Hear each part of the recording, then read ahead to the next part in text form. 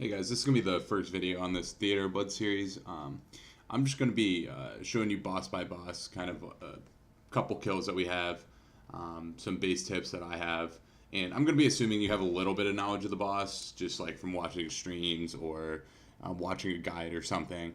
I'm just going to kind of add a little bit of extra tips and like some pitfalls that I commonly see people fall into. Um, the first thing that you guys are going to decide is position that you're going to be.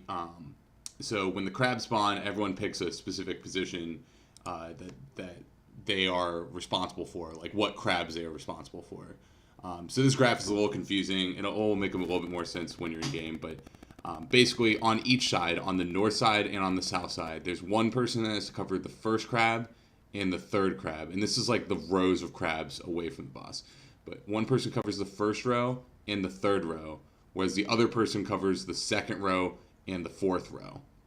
And really important here is waiting, and you wait quite a long time until the third and fourth row are clumped right in front of the boss, and then you freeze the third and fourth row on top of each other so that you can blood barrage them down and kill the whole clump at once. If you miss the first or second crab, it's fine, but you really want to catch this third and fourth crab all in one clump. So before you start, you should determine what position you are and what crabs you're responsible for. So you're going to see, we're going to go ahead and start the kill here. Walk in, spec. I usually like to have at least 3 people Dragon Warhammer specking. The other 2 people can Crystal Howie or Dragon Claw spec if they want to. It doesn't really matter too much. Specs aren't that big of a deal here. But yeah, just spec her out. Switch to your range gear. And just start DPSing. She's going to start attacking whoever's closest to her will be the person who's tanking. Technically, everyone else doesn't even have to pray, but I would strongly suggest just everyone pray, because sometimes like it's not clear who's the closest person, and sometimes you don't realize you're about to tank and you take a hit. So I would just strongly suggest everyone pray. You notice she spawned these blood spawns here. It's really important to deal with these quickly. You want to freeze them and then DPS them down pretty much as soon as they're here. So this guy froze this one. This one's kind of still roaming around. We kill them. Focus these. Really important, you want to focus them before the crab spawn. Just as a reminder, the crab spawn at 70, 50, and 30% HP. You want to kill all of these things before the crabs come out, because if these things are out and creating blood spots everywhere while you're trying to freeze crabs, you're going to get fucked. So deal with these first. So everyone stops DPSing the boss.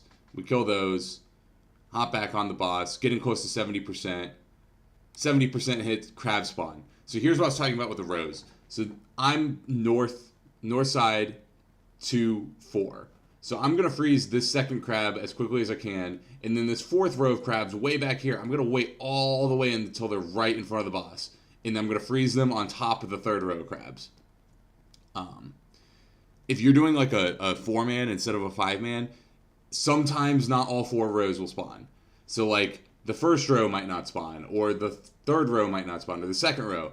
So it's really important to like kind of know where these spawn based on position and not just like counting the rows. Because if you are a 4-man and one of the rows doesn't spawn, you might accidentally freeze like one of these back rows thinking it's an earlier row. So try and figure it out based on position and not just counting. It takes a little bit of practice though. But you see here, so we got unlucky where these blood spawns came out at the second that the crabs came. So I just kind of said fuck it and didn't even get this freeze here. But that's alright. The biggest thing is the clump. You notice how late we wait. Like, the crabs are right in front of the boss. And then we finally catch the freeze and deal with them. And here, we got unlucky again. Blood spawns happened again while our crabs are out. So we have to deal with both at the same time. And you'll see kind of how it's difficult to do. They're creating blood spots everywhere. You got to manage where you're walking. It's hard to DPS the crabs down. But, you know, we get it. Take down the blood spawns again. Again, you want to focus. So the order I would say to focus things is crabs first. And then after crabs are dead, kill the blood spawns. After blood spawns are dead, go back on the boss. So that's pretty much what we do here. Also, ideally, you want to have 2 people on your team with a Kodai wand for blood barrages. And those 2 people should be your primary tanks because they can heal off the clump. Anyway, here's her like blood pool attack.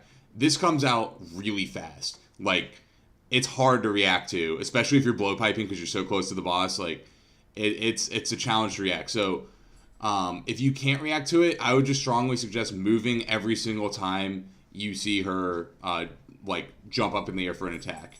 Her tell that it's going to be a regular attack is this like black shit around her. If you see this, it's a regular attack and it's not her blood attack. I can pop back and we'll go to the blood attack again. So she like jumped up in the air. It's quicker, but that black stuff wasn't around her. And that's showing that it's the blood attack and not the regular magic attack. Most important thing about this boss is dodging this attack. If you step on one of these pools, it does multiple things. It increases the blood spawns, like those little round mushroom things. Those spawn more often. It increases your damage. It decreases your prayer. It hits you for a shit ton really fast. So basically, if you dodge these, this boss is not that hard. If you don't dodge them, this boss is like near impossible. So really dodging those is the key to being good at this boss. Dodging those and getting a solid clump on the crabs. That's how you do this boss well. So more blood spawn, freezing them up here. We're still DPSing. The crabs won't spawn until 50. Dodge the blood. Keeps going. 50 is the next crab spawn. It's coming up here. Catch the freeze. Again, we got unlucky with these stupid fucking blood spawns. So we're going to have to deal with them. Catch the freeze on the second crab for me. And then I'm also 4th crab. So I'm waiting until they're close into the clump. When they're there, I actually missed my click, but it's fine. Someone else caught it for me. And then tanking. So I'm also blood barraging, healing up off this clump, getting down as many as we can, trying to not step on any blood. Same thing I said before about the blood earlier counts for the blood on this trail too. If you step on this, more of these things are going to spawn, and she's going to do more damage. So it's really important to dodge it. A bunch of crabs got in. It's okay. Not the end of the world. She healed up to 66% from 50. Deal with these bloods before getting back on the boss. Also, it's okay to use some supplies here. I see people like greed to not use supplies.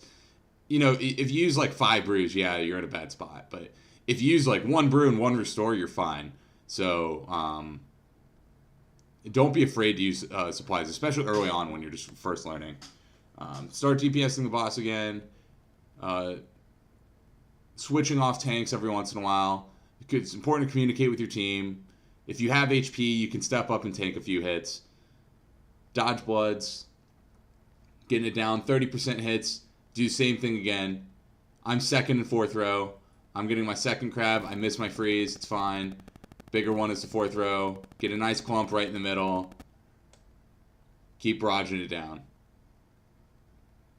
I stand on that thing. That hits me for a 19 and a 25. Kicks off my prayer. That's really bad, but it's alright. And then also on this 3rd phase, you don't have to keep DPSing these things down after you've done all 3 sets of crabs. You can just kind of freeze them if you want and just leave them there and just DPS the boss down.